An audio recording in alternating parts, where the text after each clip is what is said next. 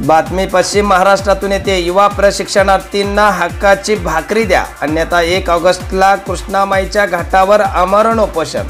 तुकाराम बाबांचा इशारा, मुख्यमंत्री उपमुख्यमंत्र्यावर गुन्हे दाखल करा। सत्तेत आलेल्या महायुतीच्या सरकारने राज्यातील 1,34,000 मुख्यमंत्री युवा प्रशिक्षणार्थींना वाऱ्यावर सोडले आहे। आज त्यांच्या हाताला काम नाही, त्यांच्यावर उपासमारीची वेळ आलेली असताना पोलीस प्रशासनाला हाताशी धरून आंदोलन दडपले जात आहे।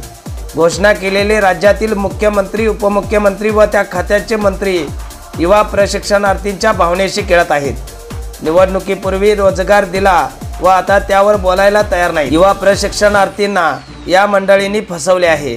त्यांच्यावर 420चा फौजदारी गुन्हा दाखल करा।